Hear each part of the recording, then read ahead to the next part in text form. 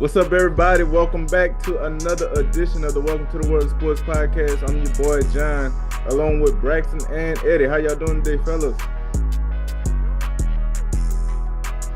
I Man, know how you feel, bro. I know how you feel. A lot going on, man. I feel you, bro. I feel you, man. We're gonna jump right into it like we always do. We're gonna start with the Monday night football recap. We had a doubleheader last night. We're gonna go ahead and get into the first game, man. The Lions get a decisive 24-9 win over the Buccaneers. How do we view the Lions among the other teams in the NFC right now? Me personally, I think the Lions are top five team. Their offense is, what everybody expected. I think after we won, people was a little suspect, but they found their stride and this Lions everybody know and love. So besides um the defense is being hurt right now, I still got them as one of the scariest teams in the league just because what they bring offensively. Yeah, I think right now, I mean, especially how that game played out, I thought the Bucks would be a little bit more competitive, but considering the injuries that they got, the game played out how it was supposed to.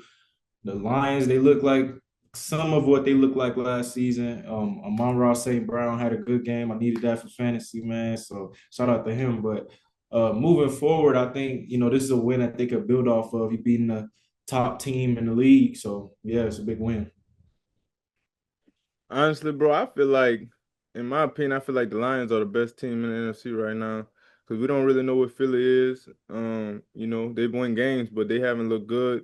And what we expect from them is to be a good running team, and they 30th in the league in rushing offense. So we just gotta see what they come to be. But I think the Lions, um, I think they're the best team just because their offense is starting to get rolling again, like we've seen in the past with Gibbs and Amon-Ra. And then the defense played well last night, considering they were down, a boatload of corners without Reed and Kirby Joseph wasn't there and Terrion Honor. So in my opinion, I just feel like they're the best team in the NFC right now. But I got another question for y'all, man. Mike Evans go down with a broken collarbone and a concussion last night. Where does that leave the Bucks in the grand scheme of things? Um, it's definitely a big loss for them, but they found a new wide receiver one in Ibuka, so I feel like they will be okay. Because I know everybody know what Mike Evans brings every year: consistency. He go get his 1,000 yards and he a red zone threat. But now I just think they all have to step up, and thankfully they got Ibuka now. We don't know with Chris Godwin. He's still on in the air, but they have Shepard. They got Auden. They got guys, and Bucky Irving coming back soon, so they are getting almost close to being healthy again. But that's definitely a tough lot. But I do think it's not enough that will just see them going downhill from this and just put them on a bad losing streak or just taking away their basically just all the momentum they built. I don't think Mike Evans is solely the reason that they will be on the downhill from this. I don't know. I think they'll be fine. Yeah, I think I'd agree with that statement. I think they have enough around, Mike Evans, the receiver wise, that won't they won't take a significant step back. I think there's still other production that's around him that can propel this team to higher heights. And he still got Baker, so I mean, he can make the best of that situation. Yeah. Well, I agree with y'all. I don't think that this is gonna hurt them, as much as their season is a wash now because Mike Evans is out. But what y'all feel like went bad for them last night? For them to only be able to put up 9 points, it's just like it was like that they couldn't get more going. And to be honest, I feel like the game should have been Detroit should have put up more points because they had a lot of opportunities to go down the field and score the ball and a lot of turnovers and credit to the Bucks defense. But what y'all feel like went wrong for the Bucks for Detroit to just handle them so easily last night?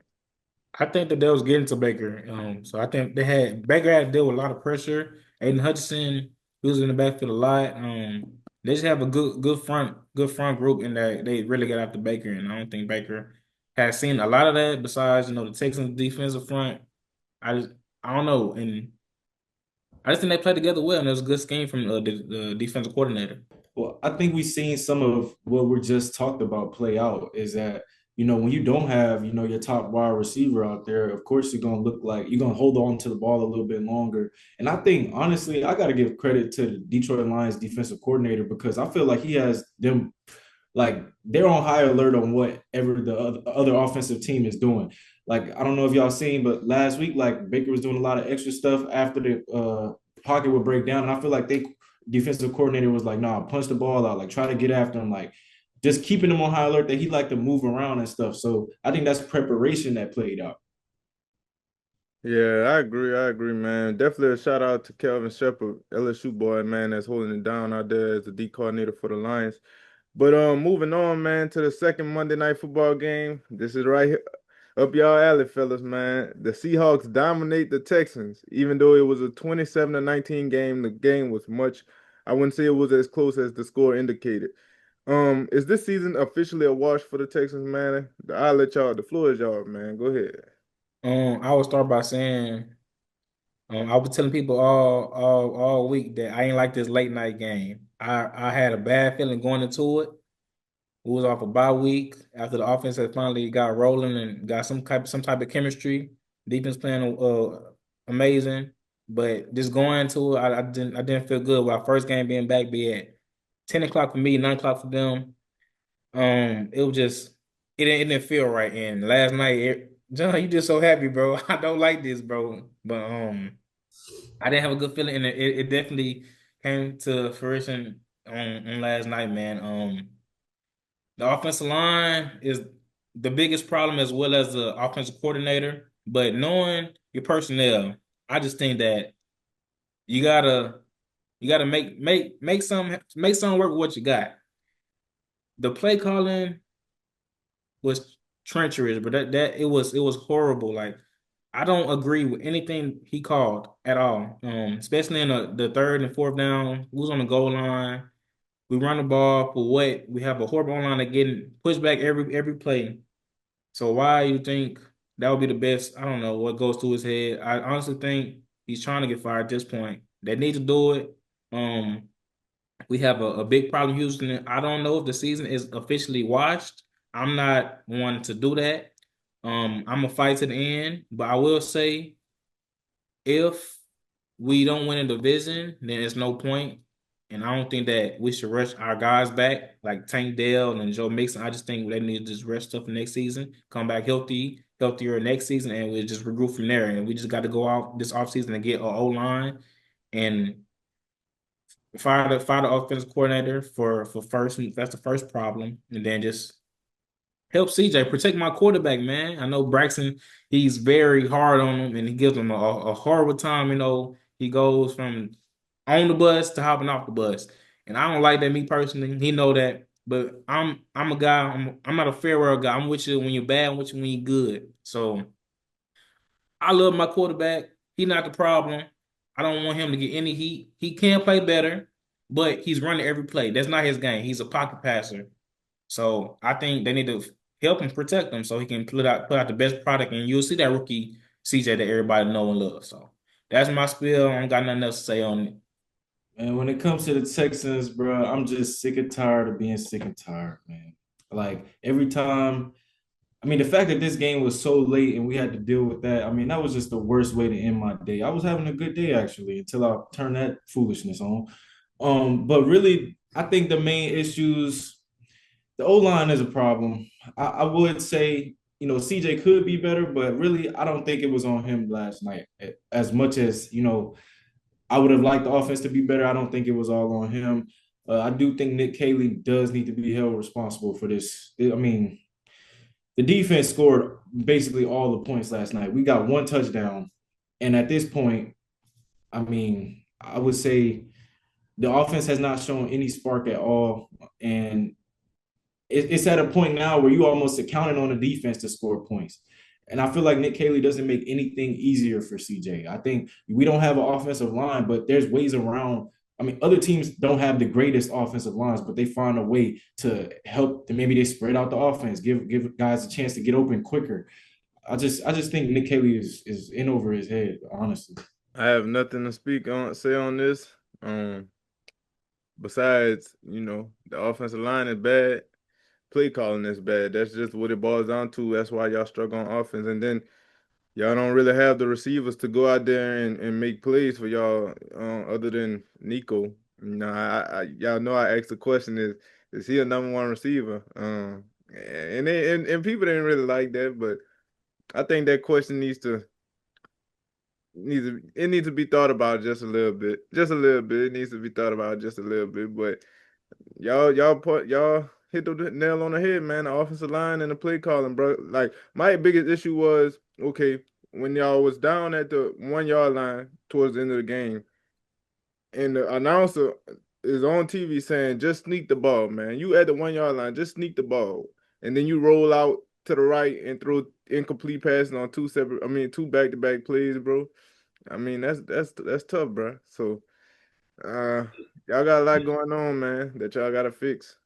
And that's like stuff that I want to get to. I feel like we keep trying to hire these guys who we feel like came from this organization, so they're gonna be good. Like, no, I want experience, and I know trouble is happening in Miami. If something happens where Mike McDaniels is fired, I would love to bring him over. I mean, somebody who's proven, who knows how to run offense. Because I mean, at this point, you keep bringing in inexperienced people thinking that they're gonna get the job done, and that's just not how you operate as a business organization or anything. I agree with you on that one for sure. I would love Mike McDaniels to be calling the plays for us. That would be a huge help for us because he has a great mind. And to Bryce's point, just because the guy came from these great offenses, they ain't just because they was up under these coaches that was calling plays don't mean they know exactly what they're doing if they get everything to themselves. And this is a great example of this with the Texans, man. And shout out to I didn't mention this earlier, but shout out to the defense, man. Top two defense, not two in my opinion. Um, they definitely came to play and they keep showing out, man. I feel so bad for them that the offense can't help them out, bro. This I know because they on the field at least 70% of the time, and I know they frustrated because they can do all they can do, and as the game goes, they get tired, and it shows. And they just beat. So I can't I don't put no blame on the defense at all. I don't want But to. it are some bonehead plays that should not All right, happen. all right. And Thank he you. has to go. Thank you. That's all I wanted to hear you say. You talking about you want to blame the defense, but when I brought that up about LSU, you were pointing out nicks and picks and every little thing that they were doing wrong. That's But two my different. thing is That's two different no, situations. no, it's not, it's not. But we're gonna Yes, it move on. is. We're gonna move on. In this next game, man, we seen one of the best finishes ever in the history of the NFL. The Broncos scored 33 straight points in the fourth quarter to pull off a 33-32 win over the Giants, man. Is this more of a Giants collapse or a Denver comeback victory? I let Brax start because that's his boy. So go ahead, Brax. Hey man, shout out to my boy Bo Nix, man. I've been on the Bo Nix hype train for like since the dude got drafted. Honestly, man, I ain't gonna lie. The first half he had me confused, and like I don't know what's going on with the team in the first half. I'm like, what's going on? My fantasy team finna lose, all this different stuff. But I feel like in this game they showed that throughout a rough first half they can still overcome that in the second half, and to be able to score 33 points 33 straight points in the fourth quarter. Like that just goes to show, the type of mindset that team has. And Sean Payton coming from John's New Orleans Saints, they didn't want him to keep coaching there no more. He going over there doing great things over there. So, hey man, shout out to him. Hey man, it's not about us not wanting him to coach there no more. He decided he didn't want to coach there no more. So I mean, yeah, but the floor is yours, there. That's I just had to put that out there. I think everybody want to get away from the Saints, but You need yeah. to get away from the Texans. That's what they All need. right, all right, all right. um, I had to give credit when it's due, and Bo Nix, I'm not a I'm not a believer in Bo Nix, but he definitely came to play in that fourth quarter. I wouldn't say where he was in the third quarter, but he definitely came up and showed out in the fourth quarter. And the Giants, I think it was more so of a Giants collapse because Jackson Dart, he had played a great game up to that point, and he still performed enough for them to win. But they Bo Nix came through and had a great pass and got him a field goal range for them to win the game. So um shout out to Will Lutz, another Saint that I have some bad memories with as he beat Texans with a game winning field goal. But that's another story for another day. But um, I think it was a great win for him. How you feel about it, John? Let's just face it, man. The Broncos are the Saints of the North, man. They got all our players over there. But I think that it was more of a Giants collapse. I mean, you up 32 points on these people. How, as a defense, do you allow an offense to come back down 32 points and just score 33 straight points, bro? Like at some point, the defense gotta take accountability. Jackson Dart played a great game, man. He put him in a position to be able to be up that many points. So as a defense, how do you allow, the opposing team to score 33 straight points? That's just crazy to me. But kudos to the Broncos for staying in it, man, and I feel like they was out of it because they could have easily thought, we down this many points, man, it's over. They could have packed it up and went home. And for them to be able to score 33 straight, man, I mean, that's just a testament to what Sean Payton is building over there. And it's also unique because, they celebrated Demarius Thomas on that day, and he went to the Broncos Hall of Fame.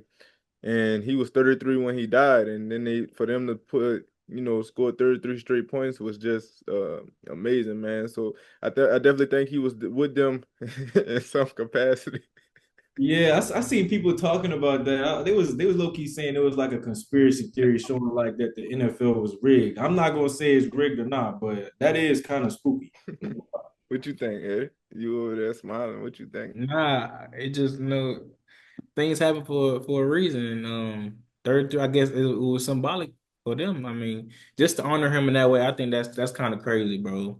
I ain't gonna say it's conspiracy. I guess Halloween, so I guess it's a little spooky. But I don't know. Yeah, yeah, facts. Man, this one's kind of crazy to me, man. Moving on, the Cowboys beat the Commanders 44-22. Um, it was really, it wasn't really close from the beginning, man. JD was down three of his top receivers, and the Cowboys just ran away with the victory, man. Can Dak in this offense carry the Cowboys to a deep playoff win in the minds of y'all? I don't know about carrying them to a playoff win, but I definitely think they have an offense that can compete and keep them in the game with anybody. I think if it's a shootout, they have the tools to win the shootout. It just they go get a stop on defense. So Dak, he's playing like you might throw him the MVP caliber. I Oh think yeah. he in the talk. I think he may be in the talk. And I'm not a Dak fan. I've always thought Dak ain't happy, but I think Dak might be in the MVP discussion now. How y'all feel about that? I mean, I don't hate it because if you look at the season in its totality, he's had a great season. Despite their defensive struggles, I mean, you look at some of the shootouts that they've had, they put up the points. The defense may just not have got the stops. But I will say, man, they got some firepower on that offense with Pickens and now CeeDee Lamb back. And Javonte Williams has been playing pretty good. So I think, with Dak just being a maestro of that offense, controlling things how he controls it. And, I got to give credit to Schottenheimer, their new coach. He's got them playing well despite their defensive struggles. And, I wasn't expecting them to win this game like that. JD going down is always, not, we don't want that, but hey, a win is a win and they got it. Yeah, I think that this is probably a top five offense in the league for sure. Dak has been playing at a high level because of the weapons that he has available to him. They got a good running game. They got the two dynamic receivers on the outside and Pickens and CD. And if the defense can play like they played on Sunday, just steadily improving over the course of, as the season goes on, I could see them, possibly winning a playoff game. I don't predict that they'll go far. But if this offense is playing like it's playing and the defense can just continue to improve and get better as the season goes on, it's going to be hard to stop them because, I mean, who's stopping this offense? They went up against team after team. They went up against Green Bay, a team that we thought was a great defense, and they hung 40 on them. They hung 40 on the Commanders. So, I mean, this offense is rolling. They just need to find ways to get the defense on the same level or close to that and just play. They don't even have to be a great defense or like a top five top 10 defense. They just if they could be middle of the pack, this team can make some noise for sure. But my thing is, man, the Commanders, man, they didn't look good. They didn't look good. The receivers was out. I know they had the receivers out, but the offensive line didn't look good on Sunday either. And they trade for y'all boy Larry Tunsil, man. and they just got bullied up front. Is it time to be concerned about the Commanders and the way the season is going for them? I think. Well, shout out LT. I do miss you. We need you.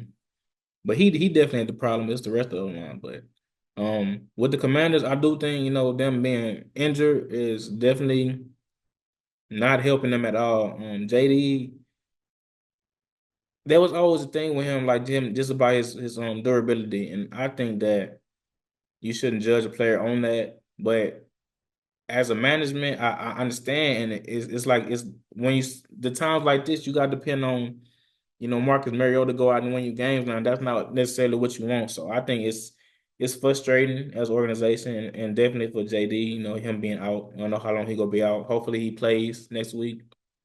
But I don't know, man. I think everything is on. If he don't play, then their season over too. But they got to get they all around hurt on offense with their wide receivers too. So they in a tough spot too, man. So I don't know. Yeah, I'm concerned. A couple of podcasts ago, I said that I had my doubts about how far they could go. I definitely don't think that they'll make it as far as they did last season, just given off the fact of the injuries that they're facing.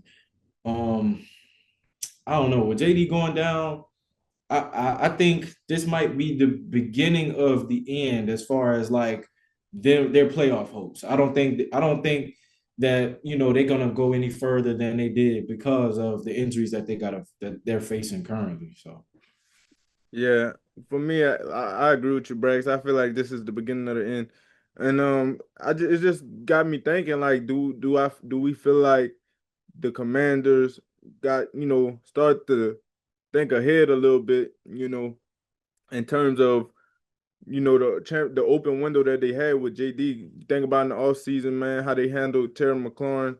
Um, you know, his deal. He didn't really come in, he didn't really have a training camp, and he wasn't really able to rev himself up to get in the position to play football. And now we see him out with an injury. You trade Brian Robinson, and then Austin Eckler goes down early in the season. Now you just stuck with Bill Krosky Merritt. And so it's just like, and now these injuries adding up. JD's hurt, and so it's kind of all piling up on them at one time, and you got to kind of wonder should they have handled things differently in the offseason. But like Brack said, man, I think that this is the beginning of the end as far as their playoff chances for this year. Um, but they say JD's hamstring injury is not nothing that they're concerned about. It's nothing serious. He's gonna be week to week. But so maybe they get healthier, you know, in the later stretch of the season, but it's not looking good for him right now. And our last topic for NFL on this episode, man, we're gonna start with our top 5 teams. We're gonna go through these quickly, man. Who wanna go first? I can go first. Um, we going in order or we going 5-1? It's up to you. You do it how you want to do it. All right. I'll start 5-1. I got the Rams at number 5. Even with Puka out, they still look great.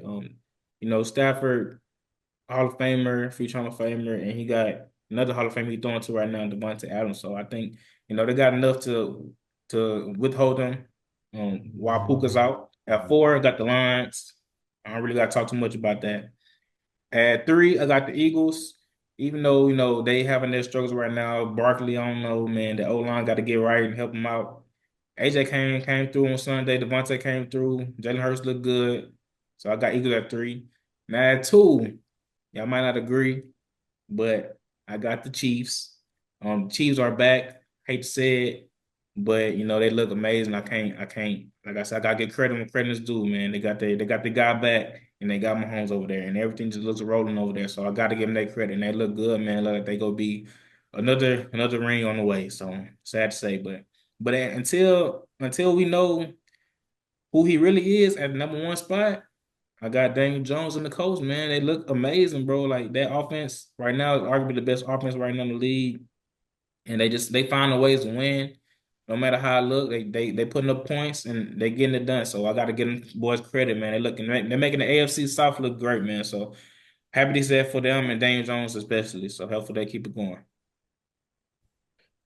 yeah, I don't really hate that list. I think it was a pretty decent list. I like the people that was in it.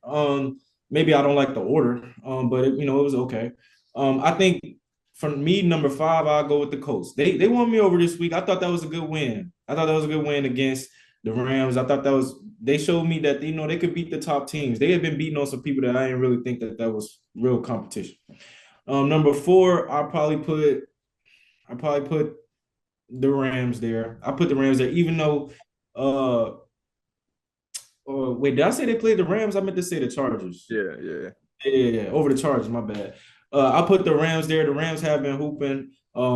Even when they was in London and they went and obliterated the Jags over there. So and we thought the Jags was a good team. They wasn't even that good. So not this Sunday. At number 3, I put the Lions. They had a good performance. And then number 2, I'll go ahead and put the Eagles. I think they woke up this week. And then number 1, I mean, come on now. Y'all know who number 1 is. I got to go with the Kansas City Chiefs after the performance that they had this week, man. They blew them boys out, and not MVP. Maybe MVP. Patrick Mahomes this week, look good.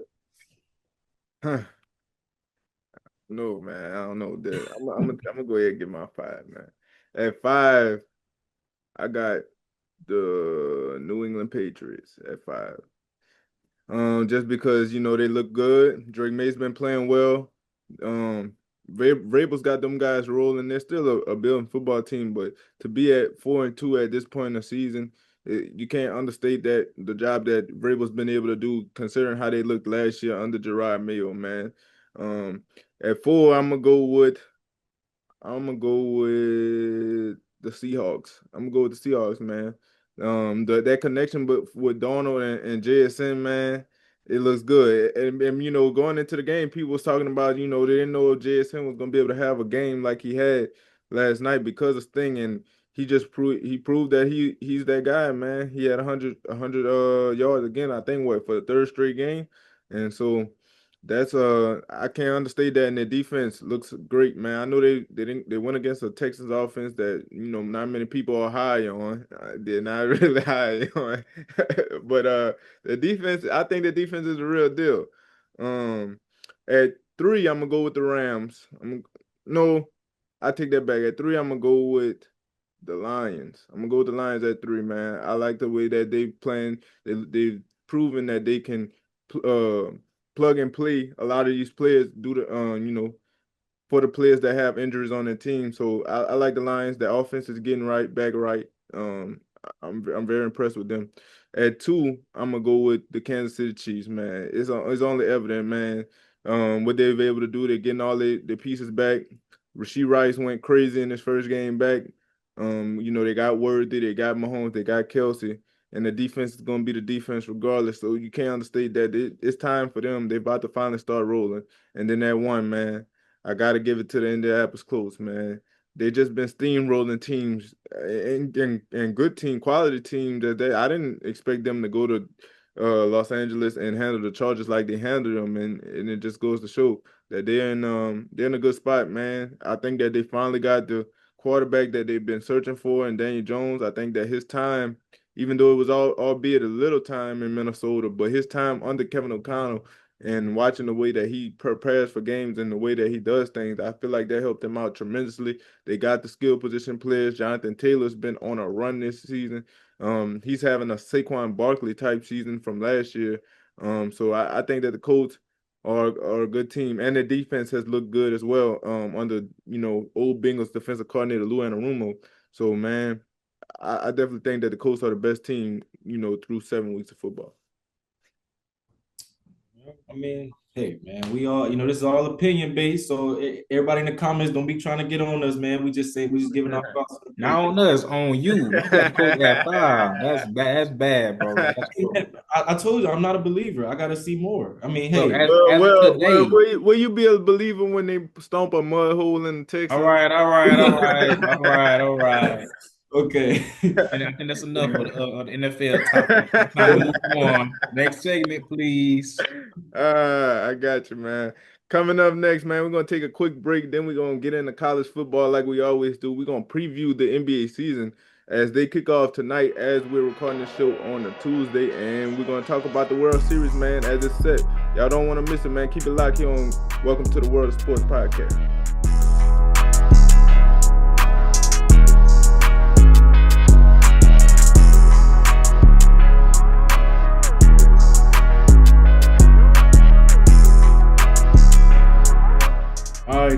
welcome back to the Welcome to the World of Sports podcast. We're about to talk about some college football. We're headed into week 8, but we just finished week 7. What were some big games that y'all looked at and y'all said, dang, like I didn't expect this team to win, or what were some surprising things that y'all seen? LSU. Vanderbilt. Yep, Vanderbilt over LSU. Was not expecting that. LSU, man. I'm not even gonna spend all my time because every time I come on here, man, every week I come on here and I spend my energy on these clowns. And this week I'm not doing it, bro. It's the same stuff. Can't run the ball, can't protect us. Nuts looking like he throwing ducks out there. I mean, the offense, man. I mean, not on, albeit they did play better, but I mean, besides that one big play from Xavier where he broke like 3 or 4 tackles, that was the highlight of the offense for me. And then the defense, honestly, bro, the defense, in my opinion, did not play good. They did not play good on thing. I'm gonna be honest. I'm gonna be honest. When they don't play good, bro, you gotta call it out. And they didn't play good. It was like they didn't know Diego Pavio was gonna use his legs. Like they didn't watch that on film, bro. Like this man he had so many wide open, like on that last touchdown, bro. You in man coverage, bro. Where's the spy on Diego Pavia? You know, once he see man coverage, he gonna take out running. And it was just so easy, bro. Like they gashed us on the ground with the run game, man. And it's just like they had an answer for everything that we did. It was crazy, bro. I didn't expect the LSU to play like that. I thought that they was gonna at least keep it close. And then when we did have a chance to go score that to make the game closer, what happened? Was it a false start when they caught Xavier out when he was on the goal line and he ran out into the flat and Nuss hit him right in the end zone, and then they Yeah. called it was either a false start or a hold, and then that messed up the whole drive, man. It's like it's too many miscues that go on as to why we're not winning this game, and then that's when it falls back on coach. And I know Eddie don't want to hear that, but that's the truth, man. And then another thing I didn't like was when, Harlem Berry got going, bro. Like he was running the ball effectively. And then you go back to Caden Durham. And then the run game just stopped from there, bro. So I don't know, man. It's a lot of issues. Now we're looking at ourselves trying to sabotage, regroup the season and try to make something out of it. And now we're gonna have to win out if we want any chance of making the playoffs. And it all goes back to Brian Kelly before the start of the season saying this is the best roster he ever had at LSU. And look how we sitting through 7 weeks, 5-2. So Yeah, bro, it's frustrating, man. And that's the truth, man. We got to go undefeated if we want the chance to make the playoffs. It's not over. It's still light at the end of the tunnel. I don't want to count nobody out until it's over. But it's sure it's gonna be a rough path. We got Texas A&M and we got Bama coming up. These are 2 must wins for us if we want a future in the top 12, which and nobody says it's gonna be easy.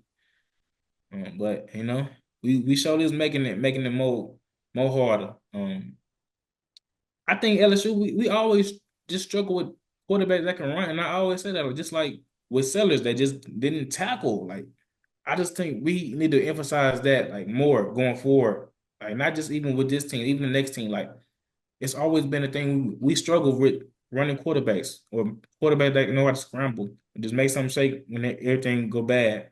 I just think we need to why, like you said, John, with the spot. I think Perk that should have been his only thing. Just make sure just keep him in check. Him and that's we got 2 of the best linebackers in the country. Why are we not making sure this is a priority every week? That's my thing. But besides that, the offense is the offense. I don't agree with you. I mean, I agree with you on the BK thing. I've been wanting BK gone. I just said don't blame him for the turnovers that the players do, but I do want him gone. Since he got, I didn't like him because he came on in that fake energy with the fake accent. So yeah, get him gone. Get a new offensive coordinator just like the Texans, man. Get everybody gone. Man, I feel like we just go out there and we be playing so soft. Like everything just seems so hard for us to do. Like we play like we haven't been in the SEC. We haven't seen this type of competition. Like we just look so unprepared. And when I talk about Brian Kelly and like my thoughts about him not being a good coach, like I just don't think he's really made to coach in the South. Like we don't play like a team that's got that grit, that toughness, that heart. And I think that goes to show when we go play teams like this. That's why a team like Vanderbilt can play us and they can expect to win. They won that game. They didn't even rush the field. They felt like they was gonna win that game. So I mean, it's just and that's a team that hadn't beat you since 1990. Like, think about that. They felt like they was gonna win, and they didn't show any emotion after it. So that just goes to show you where we are as a team and a team that's fighting to make the college football playoff at this moment. And like y'all said, the road doesn't get any easier than this. We got Texas A&M. We'll transition here. We got Texas A&M coming up. I mean, that's a tough team, to play. And last year, it showed we struggled against Marcel Reed. So we got to see what we're gonna do in that. What y'all think gonna happen in that game? Um, Most of the same. I don't expect them. I don't expect nothing to change. It ain't changed through 7 weeks. I don't think the offense gonna get going. The defense got to play better because they gonna have to keep us in games. We can't do nothing offensively, so they got to play better, man. Their performance against Vanderbilt was unacceptable. Like you said, Breaks. We just saw, bro. Like I watched a clip of Vanderbilt offensive line of Vanderbilt just pushing our guys around at the line of scrimmage, bro. Like literally just pushing them, falling on them, just throwing them to the ground. And like we just saw, bro. I I agree, bro. I agree with Bryce. I don't think that Brian Kelly is meant to coach in the South. Like we don't have no aggressiveness about us. Like we're not the same team LSU team that we were in the past where people like feared us coming into their building. You know what I'm saying? Like we saw we're not physical enough. And that has to do with Brian Kelly, man. He don't have them prepared to play at a SEC level. It's kind of like he took that Notre Dame mentality and just brought it here. So I don't expect much to change from this Texas A&M game. I hope it changes. I hope they do some deep soul searching and know that this season is on the line, but I don't expect nothing to change. Um, I'm always optimistic, man. I know Hey, you y'all might gotta be, call a spade, bro. yeah, for sure. And y'all being real, and I agree with y'all on that. But you know, Saturday could be a whole different situation. We could win, and then Nates and them, they look like they got to be out. They finna be out of play. They finna be in opposition. So we never know. If we not gonna make it, we might as well spoil somebody else chance for making it too. So, um, I think we have the tools to beat Texas A&M and Alabama. So I think these two games will determine where we're gonna be at in the end of the season. So I'm honestly I can't wait to see, bro. Is either we go roll over or we go fight back. Let's Yeah. see. Yeah, it's definitely going to be an interesting outcome one way or the other. The other big game this week is Oklahoma taking on Ole Miss. I feel like these two teams that's trying to bounce back from, a loss. Ole Miss had a respectable loss, I felt like, against Georgia.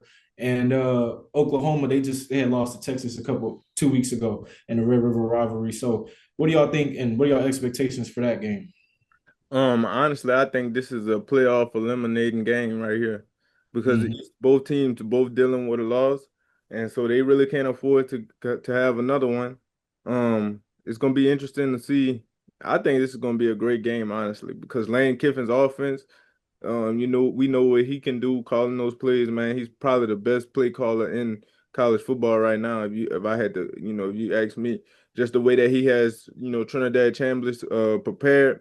They almost went to Georgia last weekend and won that game. So I think that this is going to be an interesting matchup because Oklahoma also has one of the best defenses in college football, if not the best defense in college football. So I think that it's going to be a great, great matchup, man.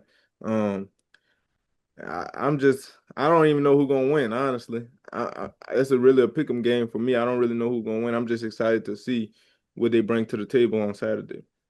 I got Oklahoma. I mean, I have to say Oklahoma. I got Ole Miss by 14. That's the E3 spread. I got Ole Miss I by don't know about 14. that. John Mateer ain't no joke, bro. But he's not healthy. That hand You still seen what he shaking. did? You seen what he did to South Carolina this That's week? fine. That's South Carolina. South Carolina, they not the South Carolina that we all know. Man, they in the SEC, man. You can't That's take the fine. I SEC. understand. We know SC is the hardest division, but I still at the end of the day, he got to throw the ball too. And if you ain't 100%, it's gonna show. And they go get to him. They go touch him up. Right, y'all heard it here first, man. Ole Miss by 14. We're gonna see how that shape out. What you think, bro? I'll probably take Ole Miss in that game. I don't know about 14. I think it's gonna be closer than that. I think maybe by like 3 or something. Like I think it's gonna come down to the wire. Just for the simple fact, you know, those are two evenly. I feel like they evenly matched. Like as far as the offensive firepower, the receivers that Oklahoma has, and then the receivers on Ole Miss side. Like it's just a lot of similarities in between the two. So I would say Ole Miss by 3, but that's my prediction. I don't know about 14. We'll come back next week and we'll see about the E3 spread. I have a good feeling about this stuff. For sure. For sure. Moving on, we about to go to this is a great day, man. The start of the NBA season, man. We got two marquee matchups today, or well, it's today when it comes out. But it'll be the Houston Rockets, my Houston Rockets, taking on the Oklahoma City Thunder, the NBA champs. That'll be the first game of the night, and then the second game of the night will be the Lakers versus the Warriors. Lakers without LeBron James. Who do y'all think? Which game of these two is the best matchup, and which one are y'all most excited about, and what has y'all the most excited about this season? Um, tonight. I want to watch the Rockets and the Thunder for sure, just to see how KD fits in with his new team in a meaningful game. You know, we seen clips of him from the preseason, but I think that the Rockets have a good chance of possibly dethroning the Thunder in the West this season. So it's gonna be interesting to see how they go to how KD meshes with his new teammates. Albeit the Fred VanVleet loss was a big loss for y'all because now y'all got Edmond Thompson starting at point guard. But I'm most excited to watch that just because of the aspect of KD being on the Rockets. And I got a bold prediction for how I think the season's gonna play out for a particular team, man.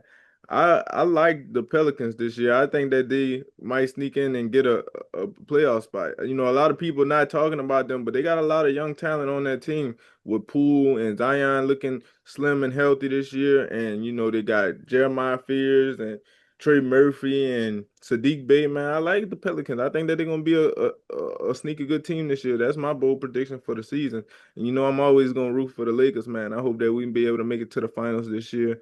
We just gotta worry about getting LeBron healthy and hope that Luka plays his game. And we gotta be able to play defense this year. That's gonna be the key to getting us to where we want to be. But yeah, man, I'm excited for this season for sure. Yeah, man, I agree with you definitely on the Lakers, and I don't know about the Pelicans, but they're definitely a sleeper team. I agree with you on that. Just hope Zion, stay slim and just stay healthy on the court. Um, for tonight's slate, Brax, I give you a lot. I give you a lot of stuff about KD.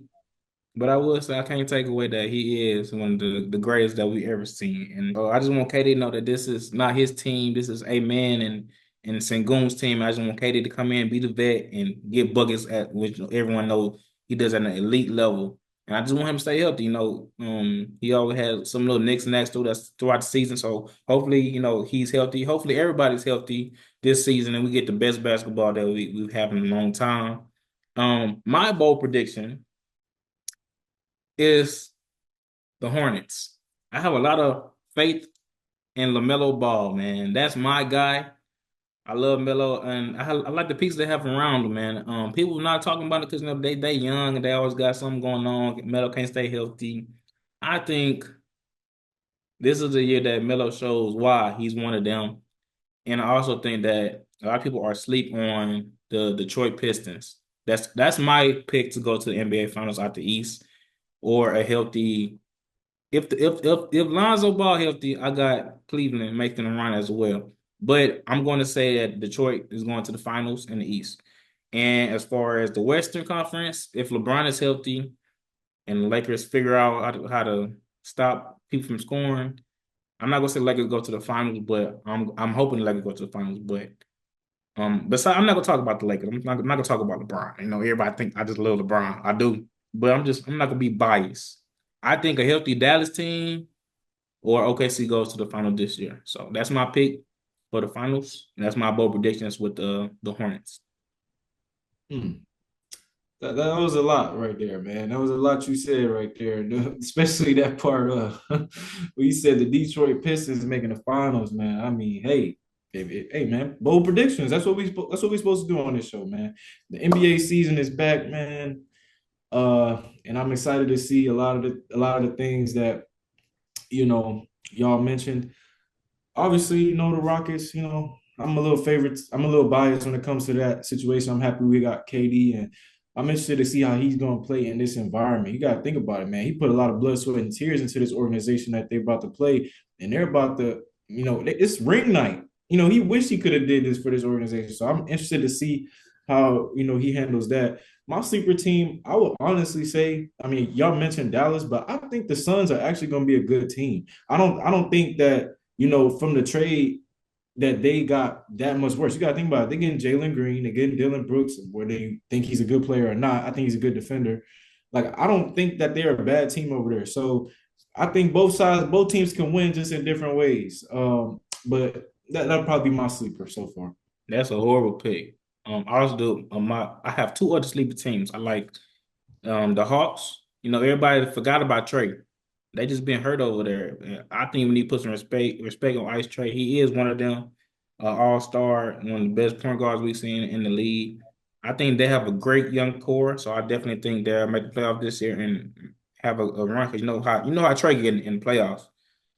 Ice Trey for a reason. I like the Spurs as well and Orlando Magic. I think all those teams have the pieces to do enough to get and make a playoff run. It's solid choices from all of us, man. Moving on, the MLB World Series is set, man. We got the Toronto Blue Jays who just took down the Seattle Mariners and the Los Angeles Dodgers in the World Series, man. How do y'all feel about this matchup? It's not the matchup some of us wanted, is what Eddie said. He wanted the Dodgers and Mariners. What did y'all feel about this matchup, man? Um, I think the Blue Jays are a solid team. They got good bats. Nobody expected them to be there at the beginning of the season. So they're kind of like it's kind of like a David versus Goliath type deal.